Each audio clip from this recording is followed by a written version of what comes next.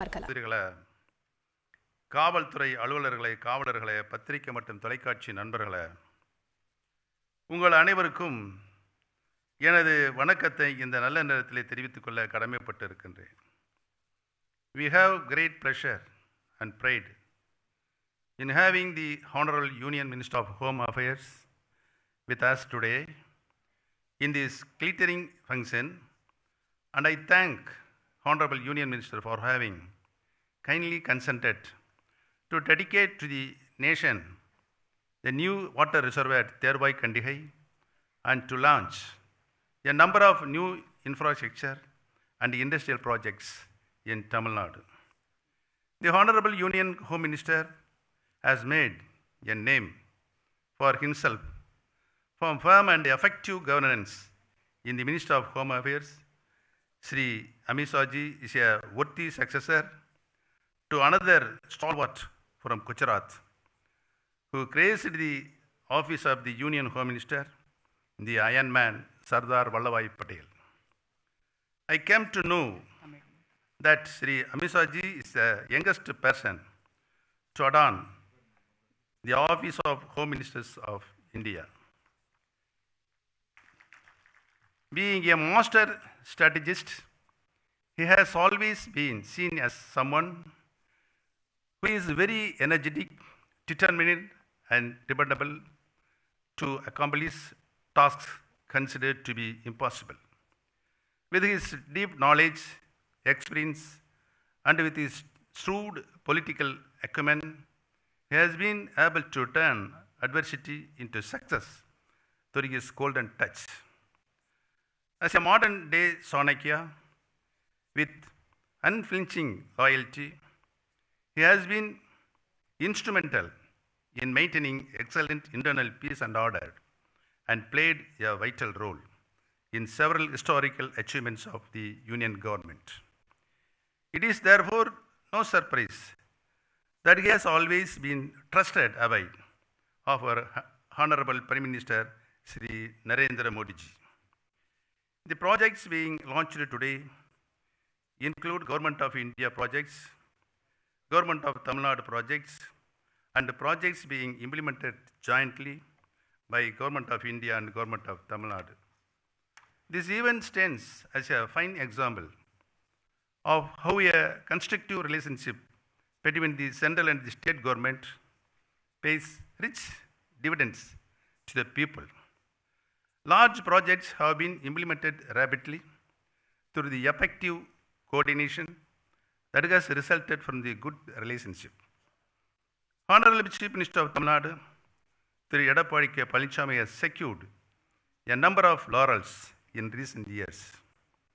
The government has realized Puratchi Thalaivi Amma's dream of being the numero uno state.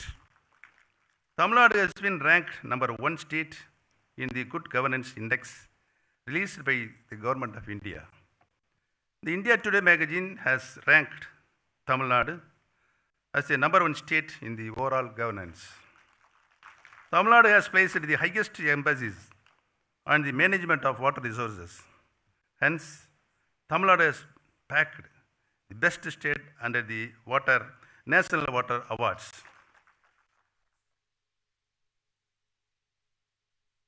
நம்முடைய புரட்சி தலைவர் எம்ஜிஆர் அவர்கள் நாடோடி மன்னன் என்ற திரைப்படத்தில் மன்னனாக பதவியேற்கின்ற பொழுது புரட்சி தலைவர் அவர்கள் கூறுவார்கள், நாம் இருக்கின்ற காலத்தில் மக்களுக்கு எவ்வளவு நன்மை செய்ய முடியுமோ அவ்வளவையும் செய்துவிட வேண்டும் என்று புரட்சி தலைவர் அவர்கள் ஆணித்தரமாக கூறுவார்கள். புரட்சி தலைவர் எம்ஜிஆர் அவர்கள் கூறிய அந்த சுந்தர சொற்களை தாரக மந்திரமாக கொண்டு ஏழை எளியோர் வாழ்வில் ஏற்றம் பெற எண்ணில்லா புதுமை திட்டங்களை வெற்றிகரமாக நிறைவேற்றி காட்டியவர் நமது இதயதேவம் புரட்சி தலைவி மாண்புமிகு அம்மா அவர்கள். புரட்சி தலைவர் எம்ஜிஆர் அவர்கள் கூறிய அந்த வைர வரிகளை இதயத்திலே ஏந்தி மாண்புமிகு அம்மா அவர்கள் காட்டிய வழியில் இம்மையும் பிசகாது நடந்து மக்களுக்கான நலத்திட்டங்களை அம்மா அவர்களது அரசு இன்றைக்கு வெற்றிகரமாக நிறைவேற்றி வருகிறது என்பதற்கு சாட்சியம்தான் மாண்புமிகு அம்மாவுடைய அரசு பெற்றுள்ள இத்தனை தேசிய அளவிலான விருதுகளும் பாராட்டுக்களும். கடந்த 2011ஆம் ஆண்டிலிருந்து இன்று வரை மாண்புமிகு அம்மா அவர்களது அரசு அனைத்து துறைகளிலும் ஏராளமான சரித்திர சாதனைகளை படைத்து தமிழக மக்களுடைய பாராட்டுகளை தொடர்ந்து பெற்று வருகிறது. மாண்புமிகு அம்மா அவர்களது அரசு கோடிக்கணக்கான தமிழக மக்களை நம்பி கழக தொண்டர்களின் மீது நம்பிக்கை வைத்து மக்களுடன் பயணித்து மக்களுக்கான நலத்திட்டங்களை தீட்டுவதில் இந்தியாவிலேயே முன்னணியில் உள்ளது என்பதனை நாம் நன்றாகவே அறிவோம். அதனால்தான் தமிழக மக்கள் என்றும் எங்கள் பக்கம், நாங்கள் என்றும் மக்கள் பக்கம் என்பதனை இன்று நான் சுட்டிக்காட்ட கடமைப்பட்டிருக்கின்றேன். இந்த சாதனைகளுக்கெல்லாம் தமிழக மக்கள் பார்க்கிறார்கள், பாராட்டுகிறார்கள், மகிழ்ச்சியுடன் அனுபவித்துக் கொண்டிருக்கிறார்கள். ஆனால் எதிர்க்கட்சியினரும் இதை பார்க்கிறார்கள், ஆனால் பரிதவிக்கிறார்கள். மாண்புமிகு அம்மாவுடைய அரசுக்கு தினந்தோறும் மக்கள் செல்வாக்கு கூடுகிறது என்று மனம் பதபதிக்கிறார்கள். அதனால் மனம் பொறுக்க முடியாமல் குமுறுகிறார்கள், குறை சொல்லுகிறார்கள், குற்றம் சொல்லுகிறார்கள். இதையெல்லாம் புரட்சி தலைவி மாண்புமிகு அம்மா அவர்கள் வளர்த்த சிங்கங்கள் தான் அனைத்திந்திய அண்ணா முன்னேற்ற கழகத்தினுடைய தொண்டர்கள். சிங்கத்தின் குகையிலே வந்து சிறுநெறிகள் வாலாட்ட முடியாது.